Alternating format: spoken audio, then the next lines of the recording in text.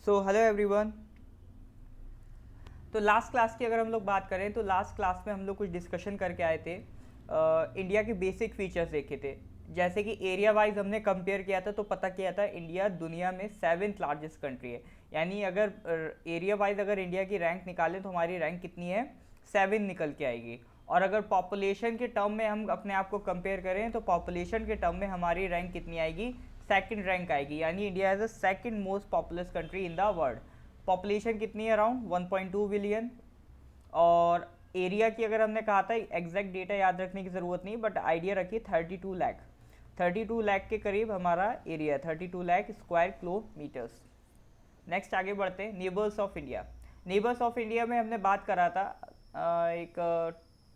एक निमोनिक देखा था, BCPN MBA, जिसको हमने कहा था बचपन MBA करके आप याद रखेंगे तो उससे आपको सारे नेबर्स याद हो जाएंगे। और विद रैंकिंग की सबसे बड़ी बाउंड्री किसके साथ है, तो सबसे बड़ी बी फॉर बांग्लादेश के बाद फिर चाइना, फिर पाकिस्तान, फिर नेपाल, फिर म्यांमार, फिर भूटान, फिर अफगानिस्तान। ठीक है, बचपन MBA करके याद रखेंगे तो इतना आपको आराम से याद हो जाएगा।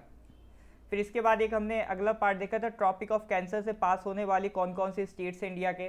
तो उसके लिए हमने निमोनिक पढ़ा था, मीराज, JCB एट GMT।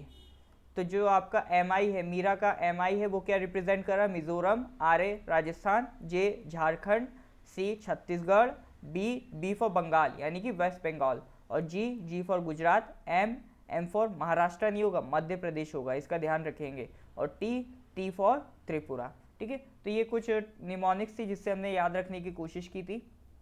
फिर हमने कहा था अरेबियन सी में कौन सा आइलैंड है, लक्षद्वीप है, और बे ऑफ बंगाल में, अंडमान एंड निकोबार में। अभी करंट में LDC के एग्जाम में यही पूछ लिया गया था कि लक्षद्वीप कौन से सी में मिलता है, तो लक्षद्वीप मिलता है अरेबियन सी में, अंडमान एंड निकोबार मिलेगा आपको बे ऑफ बंगाल में। और ऐसे भी याद रख सकते हैं इंडिया के ईस्टर्न साइड में क्या है, ईस्टर्न साइड में आपका बे ऑफ बंगाल, और वेस्टर्न साइड में क्या है, अरेबियन सी है। तो ये सब बातें याद रखेंगे। फिर आगे हमने बॉर्डरिंग स्टेट्स पढ़े थे कि जैसे देखा था कि पाकिस्तान से कौन कौन से स्टेट्स बॉर्डर कर रहे हैं, लद्दाख है, जम्मू कश्मीर है, पंजाब है, राजस्थान है, गुजरात है। चाइना से देखा था, लद्दाख है, हिमाचल है, उत्तराखंड है, सिक्किम है, अरुणाचल है।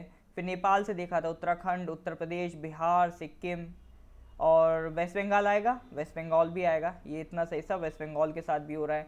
फिर भूटान के साथ देखा था, भूटान के साथ देखिए सिक्किम है, वेस्ट बंगाल है, आसाम है, अरुणाचल है। बांग्लादेश के साथ देखिए वेस्ट बंगाल है, आसाम है, मेघालय है, आसाम ये थोड़ा सा पोर्शन शेयर करता है, ये मेघालय है, ये आपका त्रिपुरा है। ठीक है, तो ये सारे स्टेट्स, अच्छा मिज़ोरम भी आएगा, हाँ मिज़ोरम भी आएगा। ये सारे स्टेट्स बांग्लादेश के साथ बाउंड्री शेयर करते हैं। म्यांमार के साथ, ये इधर जितने भी ईस्टर्न साइड्स में, अरुणाचल, नागालैंड, मणिपुर और मिज़ोरम, ये सब किसके साथ बाउंड्री शेयर कर रहे हैं, म्यांमार के साथ बाउंड्री शेयर कर रहे हैं। तो आगे बढ़ते हैं, पेनिनसुलर स्टेट्स की हमने बात करी थी। हमने कहा था जो भी इंडिया का यानी दुनिया में जो भी हिस्सा 3 साइड से पानी से घिरा हुआ हो, इधर साइड अरेबियन सी, इधर साइड बे ऑफ बंगाल, इधर साइड इंडियन ओशन, 3 साइड से पानी से घिरा हुआ पोर्शन है, तो इसको क्या कहेंगे, पेनिनसुला कहेंगे। तो पेनिनसुला में पेनिनसुलर स्टेट्स कौन से, यानी वो स्टेट्स जो ओशन से या सी से टच हो रहे हो, तो ये वाले स्टेट्स। तो ईस्ट साइड के अलग से कर लीजिए, वेस्ट साइड के अलग से कर लीजिए। ईस्ट साइड में हमने आपसे बोला था कैसे याद रखेंगे, 1 बाई 1 करके याद रखेंगे। जैसे वेस्ट बंगाल है, उड़ीसा है, आंध्र प्रदेश है, तमिलनाडु है। ठीक है, तो 1 2 3 4, और इधर गुजरात है, महाराष्ट्र है, गोवा है, कर्नाटका है, केरला है। तो 5 स्टेट्स इधर, तो 4 2 5 9 स्टेट्स हैं। यूटी पूछे तो एक यूटी भी पड़ जाता है, पुडुचेरी। पुडुचेरी किधर मिलेगा, तमिलनाडु के पास मिलेगा। ये भी एक बाउंड्री शेयर करता है ओशन के साथ। बट स्टेट्स की बात करें तो 9 स्टेट्स हैं। सबसे फेमस सवाल, लॉन्गेस्ट कोस्ट लाइन किसकी है, कोस्ट लाइन जो लेंथ होती है कोस्ट की, तो सबसे लॉन्गेस्ट कोस्ट लाइन किसकी है, गुजरात की है। तो गुजरात की लॉन्गेस्ट कोस्ट लाइन है, ये भी याद रखेंगे। फिर पीक्स की बात करी थी, हमने कहा था माउंट केटू याद कर लेंगे, इंडिया की हाईएस्ट है, बट ये इंडिया में मौजूद नहीं है, ये POK में है। तो इंडिया में जो मौजूद है इस टाइम हमारे पास, वो कौन सी है, कंचनजंगा। इसकी हाइट कितनी है, 8598 मीटर्स। ठीक है, और एक हमने कहा था नंदा देवी याद कर लेंगे, उत्तराखंड का, कश्मीर का सलतोरो कांगरी, अरुणाचल का अपना कांगते, और नागालैंड का सारामाटी। ये कुछ हमने कहा था याद करेंगे। केरला में अनायमुडी, और तमिलनाडु में डोडा बेटा। तो ये हमने कहा था कुछ आप थोड़ा सा याद रखिए, काम आएंगे आपके हाईएस्ट पीक्स। फिर कुछ फैक्टर्स की बात करी थी हमने, ये लंबाई चौड़ाई देखी थी, ये लैटीट्यूड कहाँ से कहाँ तक जाता है, लॉन्गिट्यूड कहाँ से कहाँ तक जाता है, और आपका ये नॉर्थ टू साउथ लेंथ कितना है, और ये ईस्ट टू वेस्ट लेंथ कितना है। तो ये सारी बातें हम करके आ चुके हैं। फिर इसके बाद हमने देखा था 8 यूटीज़ हैं, 28 स्टेट्स है, लॉन्गेस्ट कोस्ट लाइन गुजरात के साथ है। एक्टिव वॉल्केनो बैरन आइलैंड, बैरन आइलैंड कहाँ मिलेगा, अंडमान एंड निकोबार में मिलेगा। इंडिया का सदर्न मोस्ट पॉइंट थोड़ा कंफ्यूज नहीं होना है, लोगों को लगता है इधर कन्याकुमारी होगा, बट कन्याकुमारी से भी अगर आप नीचे जाएंगे, कन्याकुमारी तो यहाँ तक है और अंडमान एंड निकोबार यहाँ तक जाता है। तो अंडमान एंड निकोबार में एक पॉइंट है इंदिरा पॉइंट, तो वहाँ मिलेगा आपको Indira point, southern most point. और टिप की बात करें तो वो कन्याकुमारी लिख देंगे। वेस्टर्न मोस्ट पॉइंट गुजरात में मिलेगा, और ईस्टर्न मोस्ट पॉइंट आपको मैंने कहा था कहाँ मिलेगा, किबिथू इन अरुणाचल। फिर अंडमान निकोबार में हमने थोड़ी सी बात कर ली थी कि अंडमान एंड निकोबार एक ग्रुप ऑफ आइलैंड्स है, अंडमान एक ग्रुप है, निकोबार एक ग्रुप है, इन दोनों को मिला देंगे तो क्या बनेगा, Andaman and Nicobar group of islands. Andaman में हमने बात करी थी 4 मेन आइलैंड्स है, एक नॉर्थ अंडमान, एक मिडिल अंडमान, एक लोअर अंडमान और एक लिटिल अंडमान। इसी तरह से निकोबार में हमने कहा था 3 आइलैंड्स मेन है, car Nicobar, little Nicobar, great Nicobar. और इसी ग्रेट निकोबार की अगर हम बात करें तो जो सदर्न मोस्ट पॉइंट इस ग्रेट निकोबार का, तो वही क्या है, इंदिरा पॉइंट है। ये आइलैंड्स का जो डिवीज़न है आपके लिए बहुत ज़्यादा इंपॉर्टेंट नहीं है, हाँ पीसीएस वगैरह में इससे सवाल बन सकता है, वहाँ एक्सपेक्ट कर सकते हैं, ऐसा ही में एक्सपेक्ट नहीं करेंगे इससे सवाल। तो दूसरा आइलैंड था लक्षद्वीप। इसके बाद 3 हाँ ये नाम याद कर लेंगे कि अंडमान निकोबार में 3 आइलैंड्स के नाम चेंज हुए, जैसे रॉस आइलैंड का नाम बोस आइलैंड कर दिया, नील का शहीद, हैवलॉक का स्वराज। फिर इसके बाद हमने बात करी थी फिजिकल इंडिया की। फिजिकल इंडिया हमने बात नहीं करी थी, हमने कहा था आज से हम शुरू करेंगे फिजिकल इंडिया के बारे में। तो हमने एक ब्रॉड ओवरव्यू के लिए ये इमेज आपके सामने प्रेजेंट करी थी, जिससे आप एक आइडिया लगा सकें कि इंडिया में कौन कौन से फीचर्स किस साइड मिलेंगे। तो जैसे कि अगर आपसे कोई बोल दे कि ये ऊपर वाला कौन सा हिस्सा है, ये वाला हमारा हिमालय का हिस्सा है, इधर हमारे प्लेन्स हैं, फिर ये प्लेट्यू है, फिर ये घाट्स हैं वेस्टर्न और ईस्टर्न, और ये माउंटेन्स यहाँ तक ऐसे गए हैं, फिर उसके बाद डेजर्ट वाला है। तो इन्हीं हिस्सों को हम 1 बाय 1 करके पढ़ने वाले हैं। तो सबसे पहले माउंटेन्स की बात करेंगे। देखिए माउंटेन रेंजेस में अगर हम बात करें तो एक रेंज है ये आपकी ग्रेट हिमालयाज़ की, ठीक है, ये इधर वाला हिस्सा कौन सा है, ये ग्रेट हिमालयाज़ का। फिर इससे नीचे आ जाएंगे तो ये हमें मिलेंगे लेसर हिमालयाज़, और फिर उसके नीचे आ जाएंगे शिवालिक मिलेंगे। ग्रेट हिमालयाज़ की बात करें, एवरेज हाइट है इनकी 6000 मीटर, लेसर हिमालयाज़ की एवरेज हाइट है 3000 मीटर, और शिवालिक की बात करें तो एवरेज हाइट है वही 1000 मीटर, ठीक है। एवरेज हाइट का मतलब ये ग्रेट हिमालयाज़ एक पूरी माउंटेन रेंज है। माउंटेन रेंज इस तरह से, जैसे कि कह सकते हैं ये कुछ इस तरह से, एक माउंटेन रेंज इस तरह से है, फिर एक माउंटेन रेंज इस तरह से, फिर एक माउंटेन रेंज इस तरह से। तो इधर आते आते आपकी हाइट घटने लगती है। तो सबसे ऊंचे कौन से, ग्रेट हिमालयाज़, इन्हीं की हाईएस्ट पीक है माउंट एवरेस्ट। तो माउंट एवरेस्ट कहाँ मिलेगा आपको, ग्रेट हिमालयाज़ में मिलेगा। और ग्रेट हिमालयाज़ को ही हम क्या कहते हैं, हिमाद्री। ग्रेट हिमालयाज़ को हम कहते हैं हिमाद्री, और लेसर हिमालयाज़ को क्या कहेंगे, लेसर हिमालयाज़ को हम कहते हैं हिमाचल, ठीक है। तो ये नाम थोड़ा कंपेयर करेंगे, लेसर हिमालयाज़ को हिमाचल कहते हैं और ग्रेट हिमालयाज़ को हिमाद्री कहते हैं। लेसर हिमालयाज़ को मिडल हिमालयाज़ भी कह देते हैं, ठीक है। और एक और होते हैं ट्रांस हिमालयाज़, वो इसके ऊपर होते हैं, उनको कई जियोलॉजिस्ट हिमालय का पार्ट नहीं मानते हैं, क्योंकि वो हिमालय से भी पहले बन गए थे, तो उसकी कहानी अलग है। मेन हमें यही याद रखना है, ग्रेट हिमालयाज़, लेसर हिमालयाज़ और शिवालिक रेंज। ट्रांस हिमालयाज़ आप देखेंगे तो वो तिब्बत में जाके मिलेंगे। तो शिवालिक, ग्रेट, लेसर 3 याद रखेंगे, सबसे ऊंचे ग्रेट, फिर उससे नीचे लेसर, फिर उससे नीचे शिवालिक। फिर शिवालिक के नीचे आप जैसे ही आ जाएंगे फिर आपको प्लेन एरिया मिलने लगेगा। तो एवरेज हाइट का थोड़ा आइडिया रखेंगे, शिवालिक में एवरेज हाइट 1000 मीटर है, ग्रेट हिमालयाज़ की एवरेज हाइट 6000 मीटर है, और लेसर हिमालयाज़ की एवरेज हाइट 3000 मीटर्स है। ग्रेट हिमालयाज़ का नाम हिमाद्री है, लेसर का नाम हिमाचल है। शिवालिक का कोई स्पेसिफिक नाम नहीं है, क्योंकि शिवालिक रेंज क्या है, ये लोकेलिटी के हिसाब से डिपेंड करता है, अलग अलग एरिया में इनके अलग अलग नाम होते हैं। जैसे यही शिवालिक रेंज आपका अरुणाचल तक एक्सटेंड होके आती है, तो वहाँ इसका अलग अलग नाम हमें देखने को मिलेगा। तो अभी नहीं माउंटेन्स का एक एक्सटेंशन है, जैसे ये तो हमने बिल्कुल सीधे सीधे पढ़ लिए, बट अगर हम बात करें अरुणाचल में ये वाला हिस्सा, इधर भी माउंटेन्स मिलते हैं, तो इनको हम थोड़ा अलग से देख लेते हैं ये हमारा अरुणाचल वाला, ये नॉर्थ ईस्ट वाला हिस्सा है। तो ये कौन सा है, ये आपका अरुणाचल है। फिर ये आपका नीचे आ जाएंगे नागालैंड है, फिर इधर नीचे आ जाएंगे मणिपुर है, उसके नीचे आ जाएंगे तो मिज़ोरम है। अब अरुणाचल में अगर हम बात करें तो एक हिल्स मिलेगी आपको डाफला, एक मिलेगी मिशमी। इसमें बीच में दो हिल्स और होती हैं, आप चाहे तो लिख सकते हैं मिरी, मिरी, और इधर होती है अबोर, मिरी और अबोर।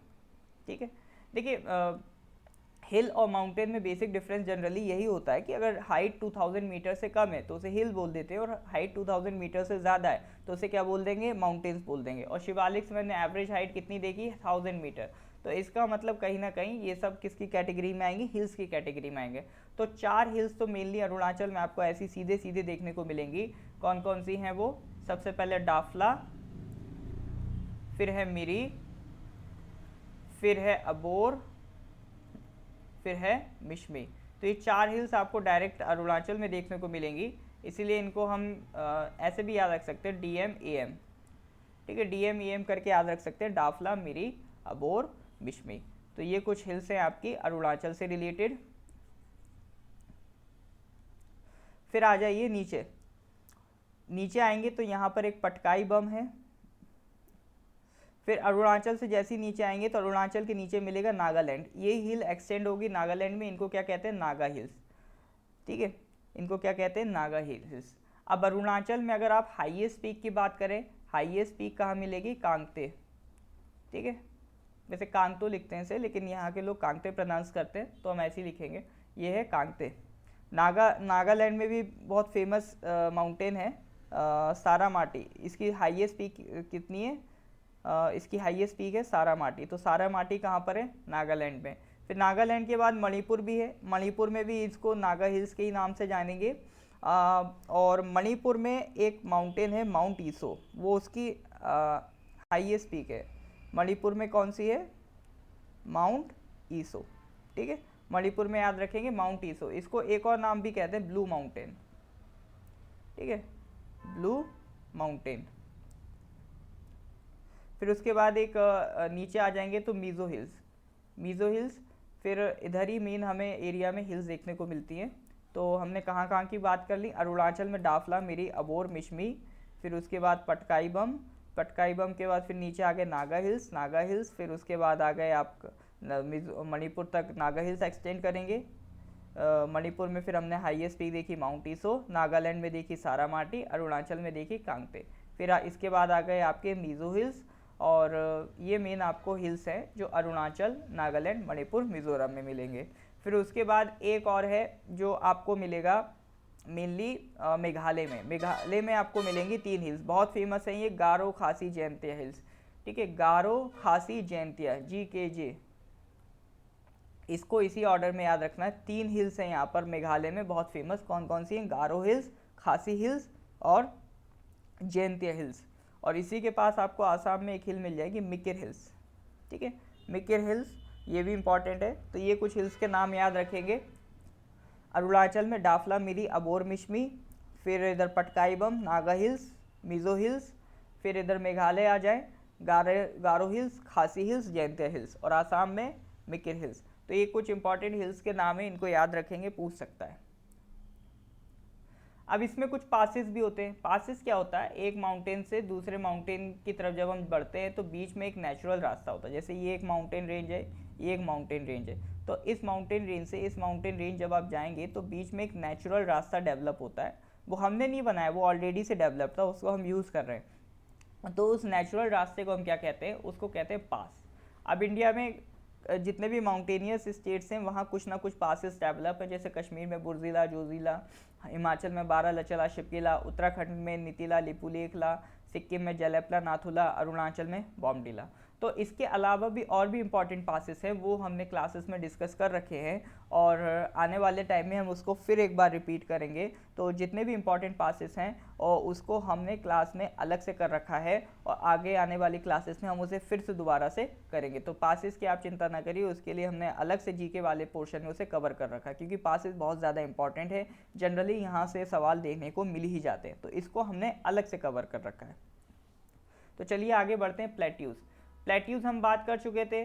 प्लेट्यूज और माउंटेन्स में क्या डिफरेंस होता है? माउंटेन्स जिनकी हाइट बहुत ज़्यादा होती है और वेरिएशन होता है हाइट में, जैसे ये माउंटेन और ये माउंटेन ज़रूरी नहीं सेम हाइट के हों, ठीक है, तो माउंटेन्स की हाइट में वेरिएशन होता है। बट प्लेट्यूज क्या होते हैं? जिनकी हाइट ज़्यादा होती है बट फ्लैट होते हैं, उनकी हाइट में वेरिएशन आपको इतना देखने को नहीं मिलेगा। तो प्लेट्यूज कैसे होते हैं? फ्लैट होते हैं। तो ये एक बेसिक डिफरेंस होता है माउंटेन और प्लेट्यू में। तो प्लेट्यू हमें कहाँ कहाँ मिलते हैं? एक तो सबसे फेमस है हमारा ये डक्कन प्लेट्यू। सबसे फेमस कौन सा है? ये हमारा Deccan plateau. Deccan plateau mainly आप कह सकते हैं महाराष्ट्र वाले इलाके में आपको देखने को मिल जाएगा।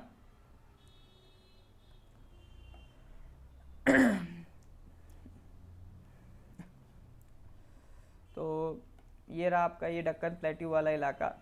ये पूरा जो है एक्चुअली में ये डक्कन प्लेट्यू है, ये कर्नाटका प्लेट्यू, तेलंगाना प्लेट्यू, ये इसी डक्कन प्लेट्यू का पार्ट है, ठीक है। ये एक पूरा एक डक्कन प्लेट्यू है। फिर इधर एक आपका छोटा नागपुर प्लेट्यू, ये फेमस है। छोटा नागपुर प्लेट्यू कह सकते हैं झारखंड वाले इलाके में। फिर इधर राजस्थान आ जाइए, राजस्थान में आपको मिल जाएगा एक मालवा प्लेट्यू। फिर राजस्थान से आप यूपी की तरफ आइए, यूपी में आपको मिल जाएगा बुंदेलखंड प्लेट्यू।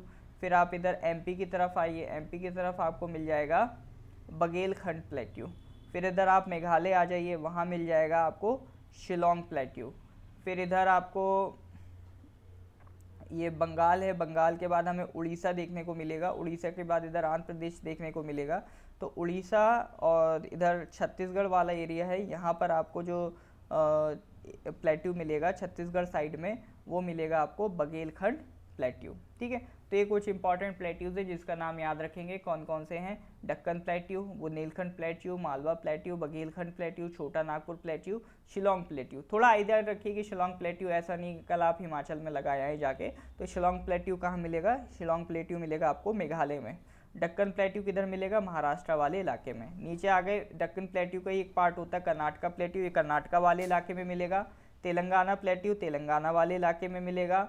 और ये आपका दंडाकरना प्लेट्यू, ये आपका कह सकते हैं इधर उड़ीसा की साइड ये मिलेगा आपको दंडाकरना प्लेट्यू, ठीक है। तो कुछ इंपॉर्टेंट प्लेट्यूज हैं, इसको नाम ज़रूर याद रखेंगे। अब इसके बाद अब हमें नदर्न प्लेन्स की बात करनी है, ठीक है। तो अभी तक अगर आप नोटिस करें, हमने माउंटेन्स का थोड़ा सा डिस्कशन करा, फिर उसके बाद हमने प्लेट्यूज़ के बारे में डिस्कस किया। अब अगला पार्ट जो आता है वो आता है नदर्न प्लेन्स का। देखिए नदर्न प्लेन्स पढ़ना बहुत सिंपल है, बस 4 चीज़ें हैं, भाबर, तेराई, भंगार, खादर। ये 4 डेफिनेशन पढ़ लीजिए, इसमें आपका नदर्न प्लेन्स कंप्लीट हो जाता है। इसके अलावा और कुछ नदर्न प्लेन्स वाले आपको परेशान नहीं करते हैं पढ़ने के लिए। जैसे माउंटेन्स में बहुत कुछ होता है, ये माउंटेन वो mountain, highest peak, this that, but plains में इतना कुछ ज़्यादा नहीं है, तो इसमें बहुत आराम से आप पढ़ सकते हैं। इसके साथ ही साथ आपको वही मैं जो पहले भी बोल चुका हूँ, आपको साथ ही साथ कॉपी लेके बैठना है, नोट्स बनाते रहना है, ठीक है। इसमें से आपको जो भी इंपॉर्टेंट आपके लिए है आप उसमें से लिखते रहिए। लिखने से फ़ायदा ये होगा आप अटेंटिव रहेंगे और चीज़ें आप जल्दी कैप्चर कर पाएंगे। और उसके साथ साथ साइड में डाउट लिखते रहिए, जो भी आपको डाउट हो वो मेरे से आप पर्सनली बात कर सकते हैं, ठीक है। अभी आपको बस यही है, रेगुलर हम लेक्चर्स भेजेंगे, रेगुलर आपको कंसिस्टेंट रहना है। कंसिस्टेंट रहेंगे तभी आप सिलेक्शन इंश्योर कर पाएंगे, क्योंकि कोई भी कंपटीशन हो उसके लिए सबसे ज़रूरी एक ही चीज़ है, कंसिस्टेंसी। जो लोग कंसिस्टेंसी मेंटेन करते हैं वही एग्ज़ाम निकाल लेते हैं। ऐसा कुछ नहीं होता है कोई टॉपर है कोई फेलियर है, ऐसा कुछ नहीं होता है, ठीक है। सारे लोग एग्ज़ाम निकालते हैं, बस ज़रूरी क्या होता है उनके लिए एक ही उनकी कैपेबिलिटी होती है। कोई भी पर्सन जो कंपटीशन क्रैक करा हो, आप किसी से भी बात कर लेना, सब एक ही कॉमन चीज़ पे एग्री करेंगे, कंसिस्टेंसी। जो भी करते थे लगातार करते थे, आपको भी उस चीज़ को लगातार करना है, ठीक है। छोड़ना नहीं है, बीच में गैप नहीं देना। गैप देंगे तो समझिए उस दिन आप उतना रैंक पीछे चले गए। तो जितना गैप उतना आप पीछे चले आएंगे, और जितना कंसिस्टेंट रहेंगे आप उतना ही आगे आते जाएंगे। तो इस बात का आपको ध्यान रखना है। तो नदर्न प्लेन्स में हमने देखा भाबर है, तेराई है, भंगार है, खादर है। अब एक एक करके इनकी बात करते हैं, ये होते क्या हैं। अब देखिए जो माउंटेन्स हैं, माउंटेन से नदियाँ ओरिजिनेट हो रही हैं, ठीक है। माउंटेन से क्या हो रही हैं? नदियाँ ओरिजिनेट हो रही हैं। अब नदी का जो पानी है जब एक हाइट से आएगा तो इसकी स्पीड बहुत ज़्यादा तेज़ होगी। आप खुद सोचिए, पानी अगर ऐसे लेवल में फ़्लो करे या पानी या ऐसे स्लोप पे फ्लो करे तो कहाँ तेज़ फ्लो करेगा? ऑब्वियसली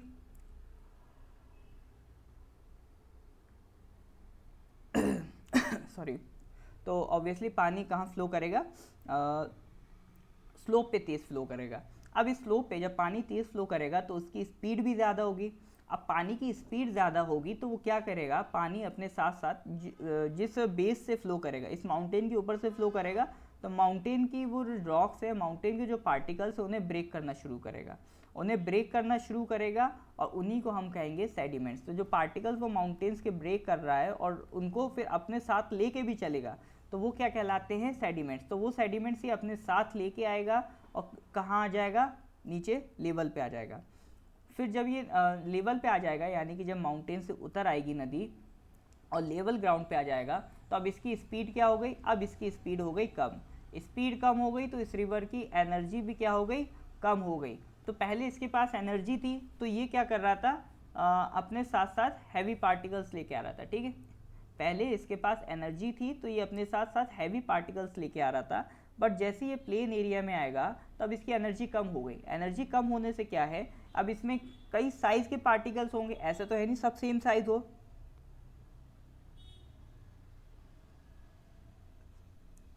किसी का साइज ज़्यादा होगा, किसी का कम होगा। तो जो बड़े साइज के पार्टिकल्स हैं उनको ले जाने में इसको दिक्कत होगी, क्यों, अब इसकी एनर्जी हो गई है कम। छोटे पार्टिकल्स को तो ये अभी भी ले जाएगा, बट जो बड़े पार्टिकल्स हैं उनको ये नहीं ले जा पाएगा। तो जैसे ही ये माउंटेन से उतरेगा तो जो बिल्कुल माउंटेन का नीचे वाला प्लेन एरिया होता है उसे हम कहते हैं foot hill, foot hill of mountains. तो उस फुट हिल में क्या करेगा, ये सारे बड़े बड़े पत्थर ड्रॉप कर देगा, ठीक है। तो जैसे ही वो माउंटेन से गिरा तो वहाँ क्या करा, उसने, रिवर ने सारे बड़े बड़े पत्थरों को ड्रॉप कर दिया और खुद रिवर छोटे छोटे पार्टिकल्स को लेके आगे बढ़ती गई। जितना पार्टिकल छोटा होगा उतना आगे तक जाएगा और जितना पार्टिकल बड़ा होगा उतना पहले ही वो रुक जाएगा। तो ये बड़े पार्टिकल्स जस्ट आप कह सकते हैं माउंटेन के फुट हिल में डिपॉजिट होना शुरू हो जाएंगे। तो इन्हीं फुट हिल में जो डिपॉजिट होने वाले बड़े बड़े रॉक पार्टिकल्स हैं, इन्हीं को हम क्या कहते हैं, इन्हीं को हम कहते हैं भाबर। यानी रिवर आई, अपने साथ कई तरह के पार्टिकल्स लेके आई, तो जो बड़े पार्टिकल्स थे उन्हें जस्ट फुट हिल में गिरा दिया और उनको हम क्या कहते हैं, उनको हम कहने लगे भाबर। अब जब भाबर से रिवर निकलेगी तो बड़े बड़े पार्टिकल्स हैं, तो बड़े बड़े पार्टिकल्स में रिवर आपको फ्लो करते दिखाई नहीं देगी, यानी इसके नीचे से रिवर फ्लो कर रही होगी। तो यहाँ पर ऐसा लगता है भाबर आने पर कि रिवर बिल्कुल डिसअपियर होगी, क्यों, क्योंकि रिवर कहाँ से चल रही है, नीचे से चल रही है। फिर जब ये डिपॉजिट करके आगे बढ़ेगी तो एक इलाका इसे ऐसा मिलेगा ना जहाँ पर ये रिवर छोटे पार्टिकल्स लिए हुई होगी। तो जब छोटे पार्टिकल्स लिए हुई होगी और ये आगे बढ़ती जाएगी तो भाबर के जस्ट नेक्स्ट पोर्शन क्या बनेगा, वो बनेगा तेराई।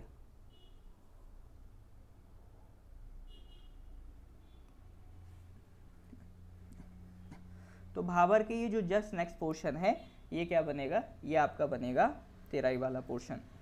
तो दो चीज़ें हैं, एक भाबर और तेराई। भाबर में बड़े पार्टिकल्स होते हैं, तेराई में छोटे पार्टिकल्स होते हैं। भाबर में रिवर का फ्लो नहीं दिखता है, तेराई में जाके अब रिवर का फ्लो दिखाई देगा। यानी भाबर के बाद लैंड का वो पोर्शन जहाँ पर आपको रिवर का फ्लो दिखाई दे उसे हम क्या कहेंगे, उसे हम कहेंगे तेराई। तेराई का मतलब क्या है, वेट, क्योंकि हिंदी का वर्ड होता तर, तर का मतलब क्या होता है, वेट। तो तेराई मतलब वेट से रिलेटेड है, यानी यहाँ पर आपको पानी दिखेगा। तो दो वर्ड्स हो गए हमारे पास, भाबर और तेराई।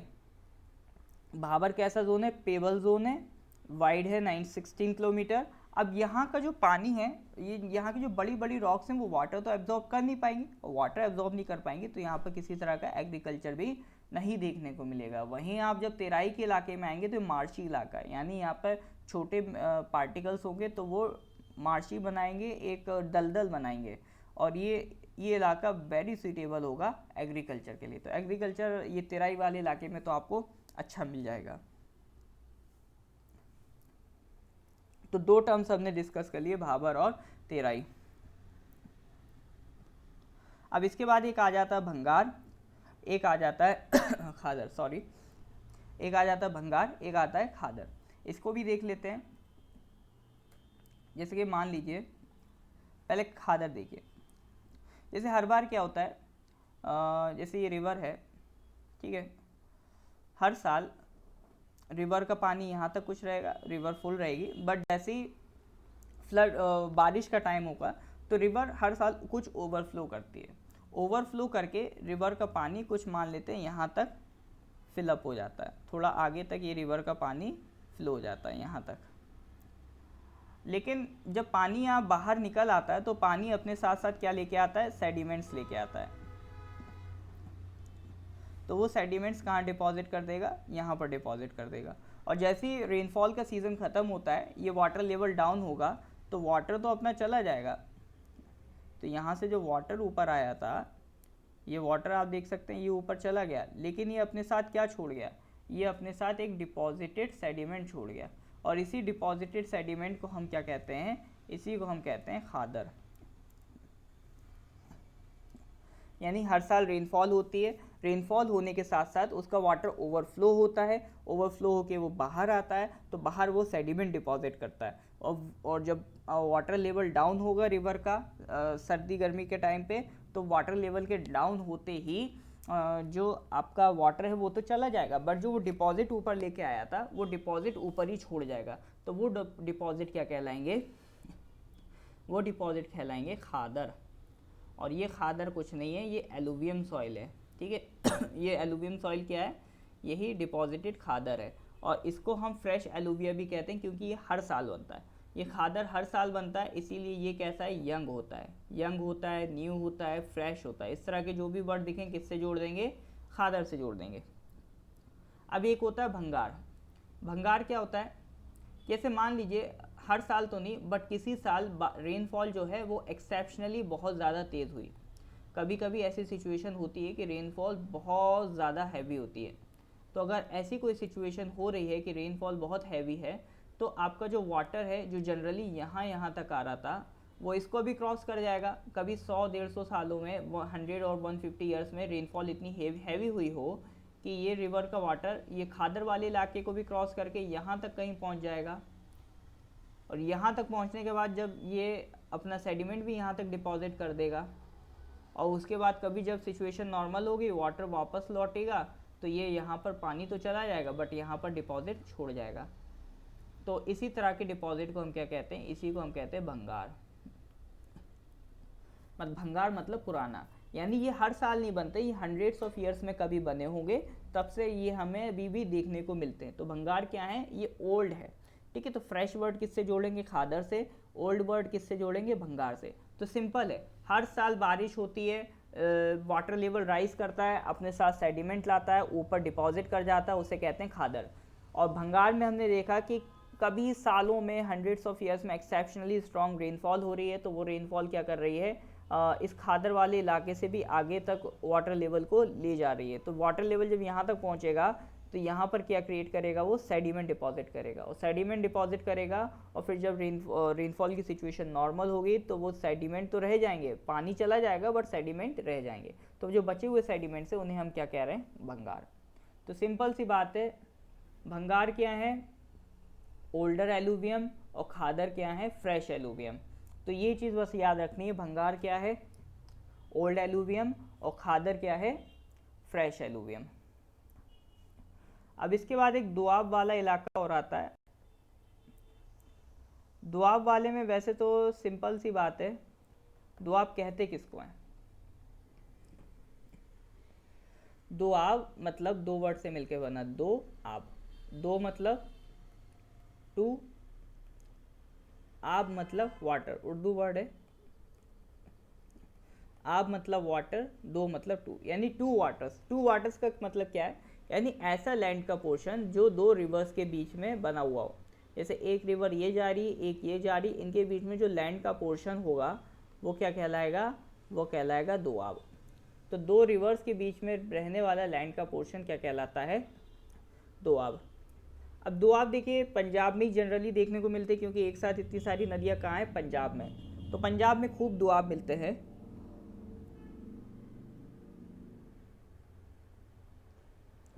तो वन बाय वन करके उनके बारे में पढ़ते हैं। ये नदियाँ जब हम रिवर सिस्टम अभी पढ़ेंगे तो उसमें भी हम एक बार फिर से डिस्कस करेंगे। जैसे ये एक नदी आ रही है ब्यास, ये आ रही है एक सतलज। तो एक साइड है ब्यास, एक साइड है सतलज। तो ब्यास और सतलज के बीच में ये लैंड पोर्शन फंस गया, ठीक है। तो ब्यास और सतलज के बीच में क्या फंस गया, एक लैंड पोर्शन फंस गया, इसको हम क्या बोलेंगे, एक दोआब बोलेंगे। तो ब्यास के बी को उठाइए और सतलज के एस टी को उठाइए, तो इन दोनों को मिला के क्या बनेगा, बिस्त दोआब। बी आई से ब्यास, एस टी से सतलज, तो ब्यास और सतलज से मिलके क्या बना, बिस्त दोआब। अब इसी तरह से ये आपकी ब्यास नदी है और ये आपकी रावी नदी है। तो ब्यास और रावी के बीच में भी क्या देखने को मिल रहा है, ब्यास और रावी के बीच में भी दोआब देखने को मिल रहा है, जिससे क्या कहेंगे, बड़ी दोआब, ब्यास और रावी के बीच। इसी तरह से ये रवि है, ये चेनाब है, तो रवि और चेनाब के बीच में भी लैंड पोर्शन देखने को मिल रहा है। तो रवि और चेनाब के बीच में लैंड पोर्शन को हम क्या कहेंगे, रेचना। ठीक है, क्या कहेंगे, रेचना दोआब। आर ई से Ravi, C H N A से चेनाब, तो रेचना दोआब किस किस के बीच में, रवि और चेनाब। फिर इसके बाद इधर चेनाब, ये झेलम, चेनाब और झेलम के बीच के द्वार को कहेंगे छज द्वार, छज भी कह देते हैं, या फिर एक और नाम है इसका, जेचना दोआब। झेलम और चेनाब, तो झेलम और चेनाब से क्या मिलेगा, छज दोआब या जेचना दोआब। इसी तरह से मेन जो नदी है वो है इंडस, तो इंडस और आपकी ये रही झेलम, तो इंडस और झेलम के बीच में जो दोआब है उसे क्या कहेंगे, उसे कहेंगे सिंध सागर दोआब। ठीक है, इसे क्या कहेंगे, सिंध सागर दोआब। तो ये थोड़ा सा डिवीज़न आप याद रखिए, बिस्त दोआब, बरी दोआब, रेचना दोआब, छज दोआब और सिंध सागर दोआब। सिंध सागर दोआब कहाँ मिलेगा, झेलम एंड इंडस में। ठीक है, तो सिंध सागर दोआब कहाँ मिलेगा आपको, झेलम और इंडस में। तो बिस्त दोआब ब्यास और सतलज के बीच में, बरी दोआब ब्यास और रवि के बीच में, रेचना दोआब रवि और चेनाब के बीच में, छज दोआब चेनाब और झेलम के बीच में, सिंध सागर दोआब झेलम और इंडस के बीच में। तो ये कुछ दोआब की लिस्ट हैं, इनको आप अच्छे से प्रिपेयर करेंगे। देखिए बहुत ज़्यादा मुश्किल नहीं है, नाम से ही समझ में आ रहा है। नाम से कैसे समझ में आ रहा है, बिस्त दोआब, बी आई से ब्यास, एस टी से सतलज। ठीक है, बरी दोआब, बरी में बी ए से ब्यास और आर आई से रवि। रेचना दोआब, आर ई से रवि और सी एच एन ए से चेनाब। और छज, चा से चेनाब और जा से झेलम। सिंध सागर का थोड़ा सा स्पेशल नाम है, होना भी चाहिए, इंडस इतनी बड़ी नदी है, जिस ये सारी नदियाँ किस में जाके मिल जाती हैं, इंडस में मिल जाती हैं। तो ये हम सारी नदियाँ फिर से याद करेंगे जब अभी हम इंडस रिवर सिस्टम और पूरा इंडिया का ड्रेनेज सिस्टम पढ़ेंगे, तब इसके बारे में हम फिर से डिस्कशन करेंगे। तो आज हम लोगों ने बेसिकली इंडिया के फिज़िकल फीचर्स पढ़ना शुरू किए हैं। फिज़िकल फीचर्स में से एक बार हम लोग रिकॉल करेंगे कि हम क्या क्या पढ़ चुके हैं। तो फिज़िकल फीचर्स में अगर हम बात करें, हम जो जो चीज़ें पढ़ चुके हैं वो हैं मेनली आपका, सबसे पहले माउंटेन्स। एक बार फिर से रैप अप कर लेते हैं क्या क्या पढ़ के आए हैं। तो सबसे पहले हमने बात करी माउंटेन्स की।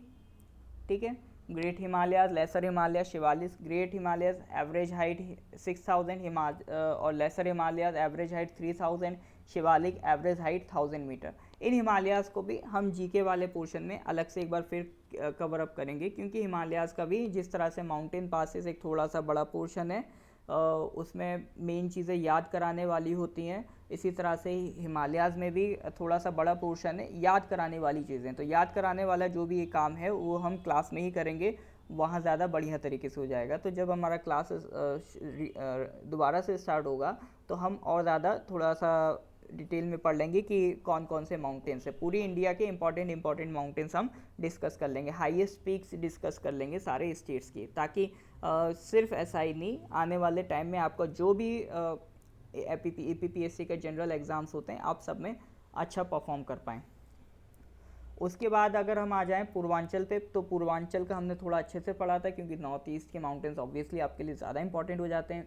तो अरुणाचल में ही अपना देख लीजिए, DMEM करके पढ़ा था, डाफला, मिरी, अबोर, मिशमी, फिर पटकाई, फिर नागा, फिर मिज़ो। ठीक है, तो इस तरह से एक सीक्वेंस में रिकॉल करिए, डाफला, मिरी, अबोर, मिशमी, पटकाई, नागा हिल्स और मीज़ो हिल्स। तो ये पूरा एक सीक्वेंस में करेंगे तो ज़्यादा आपको मज़ा आएगा।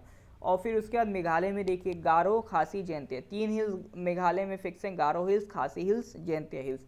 अरुणाचल का हाईएस्ट पीक कांगते है, नागालैंड का सारामाटी है, मणिपुर का माउंट एसो, ब्लू माउंटेन भी उसको कहते हैं। तो ये कुछ पूर्वांचल माउंटेन्स की हमने बात की थी। फिर हमने पासेस की बात की थी, पासेस हम ऑलरेडी जीके के पोर्शन में डिस्कस कर चुके हैं और आगे भी करेंगे। फिर प्लेट्यूज़ की अगर हम बात करें तो प्लेट्यूज़ में हमने देख लिए कौन कौन से इंपॉर्टेंट प्लेट्यूज़ हैं। तो सबसे बड़ा इंपॉर्टेंट प्लेट्यू तो हमारे लिए दक्कन प्लेट्यू है, ठीक है, दक्कन प्लेट्यू है। इसी में एक पार्ट होता है कर्नाटका प्लेट्यू और तेलंगाना प्लेट्यू। फिर उसके बाद एक छोटा नागपुर प्लेट्यू है, झारखंड वाले इलाके में मिलेगा। फिर एक बघेलखंड प्लेट्यू है, फिर बुंदेलखंड प्लेट्यू है, मालवा प्लेट्यू है। तो ये कुछ इंपॉर्टेंट प्लेट्यूज़ हैं, इनके नाम ज़रूर याद रखेंगे। फिर हमने प्लेन्स की बात करी। प्लेन्स में हमने कहा 4 चीज़ें बस दिमाग में रखिए, नदन प्लेन्स आपका कंप्लीट है। प्लेन कौन सा एरिया होता है? प्लेन वो एरिया होता है जो हाइट पे भी ना हो और प्लेन एरिया हो, मतलब फ्लैट हो, ज़्यादा हाइट पे भी ना हो और फ्लैट हो बिल्कुल, तो ऐसा एरिया प्लेन एरिया कहता है। तो नॉर्थ इंडिया पूरा नदन प्लेन्स है। तो जैसा आप कह सकते हैं नदन प्लेन्स कहाँ से आपका एक्सटेंड होता है, ये इधर पूरा नॉर्थ बंगाल और आसाम तक, तो ये पूरा नदन प्लेन्स में काउंट होगा। 4 टर्म्स थी, भाबर, तेराई, भंगार, खादर। भाबर हमने कैसे समझा? भाबर के लिए हमने समझा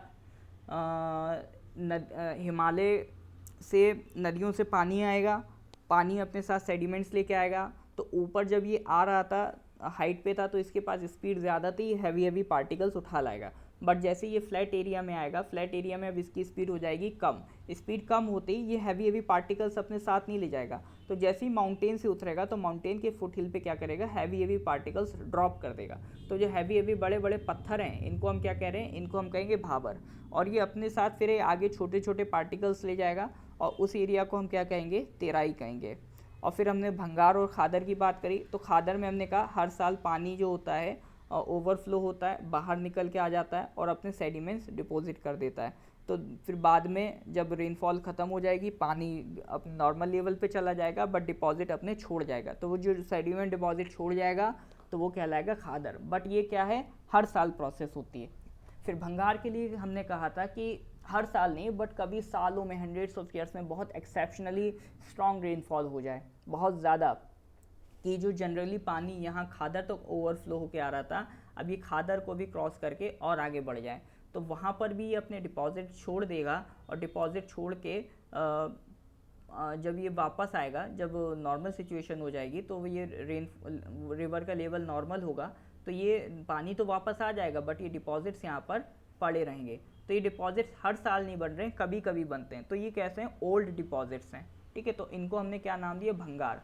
भंगार का मतलब ही होता है हिंदी में ओल्ड, बेकार, ठीक है। तो भंगार और खादर की हमने यहाँ से बात करी और मेन हमने की पॉइंट पकड़ा, खादर मतलब फ्रेश एलुवियम, भंगार मतलब ओल्ड। तो कहीं भी न्यू, यंग, फ्रेश ऐसा वर्ड यूज़ करना हो खादर के साथ करेंगे, कहीं भी ओल्ड यूज़ करना हो भंगार के साथ करेंगे। फिर हमने दोआब्स के बारे में पढ़ लिया। दोआब्स में हमने कहा कि देखिए 2 रिवर्स के बीच का जो लैंड का पोर्शन होता है उसे हम क्या कहते हैं, उसे हम दोआब कहते हैं। तो पंजाब में बहुत सारे दोआब्स बनते हैं, उसकी हमने बात करी, ब्यास और सतलज, बिस्त दोआब, ब्यास और रवि, बरी दोआब, रवि चेनाब, रेचना दोआब, चेनाब झेलम, छज दोआब, या फिर दूसरा नाम है जेचना दोआब।